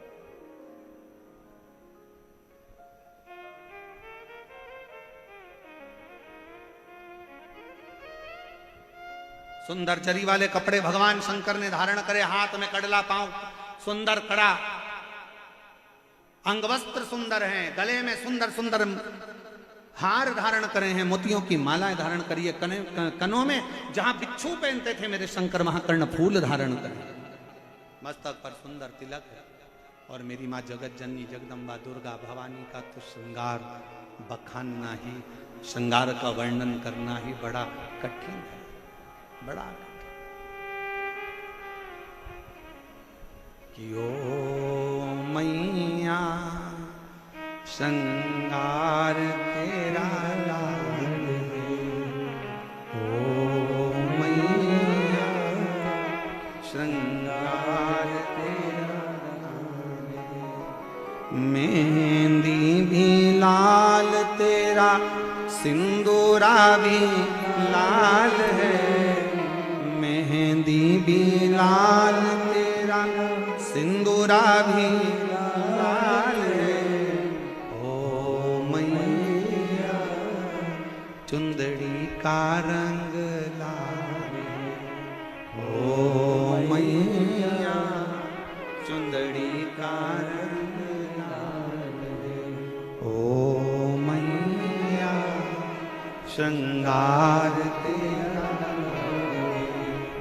ओ मैया श्रृंगार तेरा ओ महावर भी लाल तेरा हरवा भी लाल है, महावर भी लाल तेरा हरवा भी लाल है, ओ मैया बिंदी का रंग लाल है, ओ मैया बिंदी का रंग लाल है, ओ गौरा श्रृंगार तेरा लाल है, ओ गौरा श्रृंगार तेरा लाल है, ओ गौरा श्रृंगार तेरा लाल है,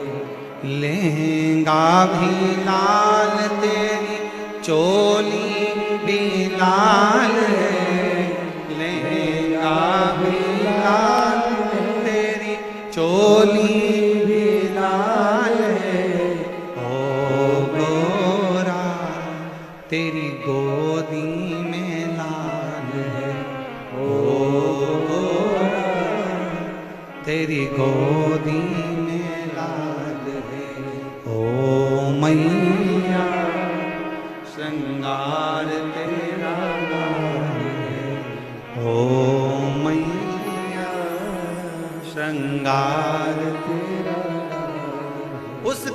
श्रृंगार का क्या वर्णन करा जाए, 16 श्रृंगार मेरी माँ ने धारण करा है। शंकर भगवान 16 दिन तैयार हुए, श्रृंगार करा, इसलिए आज भी गणगौर 16 दिन की होती, इसलिए गणगौर 16 दिन की। कहते हैं दुर्वा माता और पिता का श्रृंगार देखकर प्रफुल्लित हो गई, आम के झूमर अपने आप में लज्जित होकर गिरने लगे। सुंदर सुंदर माँ का आनंदमय श्रृंगार का दर्शन हो रहा था।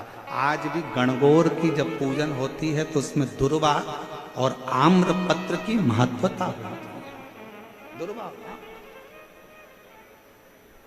श्रृंगार दर्शन हो रहा है, चारों तरफ आनंद ही आनंद समाहित हो रहा है। जहां देखो देवता प्रसन्न हो रहे हैं। कहते हैं गंगा यमुना सरस्वती कावेरी सरयू मंदाकिनी नर्मदा जितनी नदियां हैं सब गरज गरज कर आनंद के साथ जब ईश्वर गोरा श्रृंगार करके निकले हैं तो गरज गरज कर जलवृष्टि के साथ उनके पलक पावड़े बिछाकर स्वागत कर रहे हैं। ऐसी गर्जना, ऐसा आनंद, ऐसी शिव तत्व शंकर ओघड़ी शंभु कथा कर, शिव महापुराण का चरित्र कर। चले 16 दिन का श्रृंगार है। श्रृंगार शिव जी ने जो 16 दिन श्रृंगार करा वो सनातन धर्म में, हिंदू धर्म में 16 संस्कार हुए हैं। और माँ जगत जननी ने जो श्रृंगार करा वो स्त्रियों के 16 श्रृंगार हुए हैं, 16। और मेरी माँ जगत जननी जगदम्बा अम्बा माँ गणागौर से यही प्रार्थना है, माँ सबके सुहाग को अमर करिए और सबकी झोली खुशियों से भरिए। और शंभु शरणे पड़ी मांगू घड़ी रे दुख काटो दया करीने दर्शन आपो। शंभु शरणे पड़ी मांगो घड़ी रे घड़ी दुख काटो दया करीने दर्शन आपो। शंभु शरणे पड़ी मांगो घड़ी रे घड़ी दुख काटो ध्यान दें। दया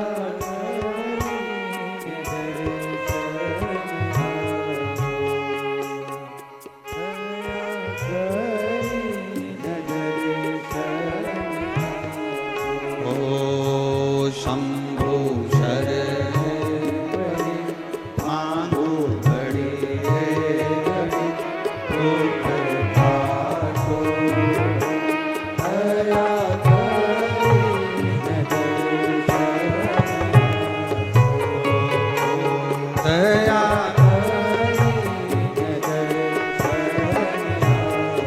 ओ शंभु शरणे पड़ी मांगो घड़ी रे घड़ी दुख काटो। दया करीने ओ दया करीने दर्शन ओ शंभु शरणे पड़ी मांगो घड़ी रे घड़ी दुख काटो। दया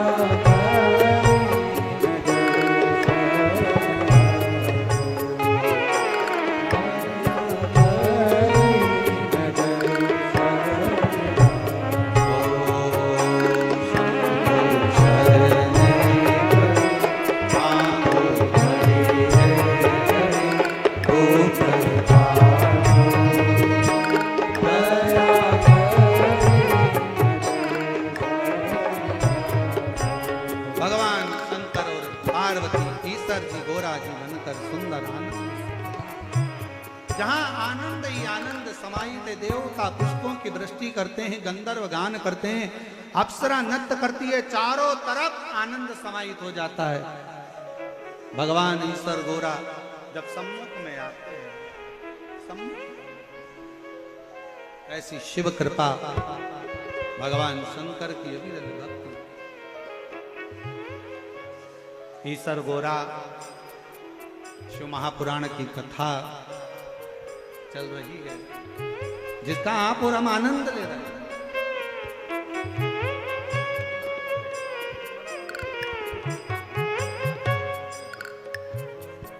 ध्यान देंगे, हमारे बीच में माननीय उप मुख्यमंत्री जी पधारे हुए हैं।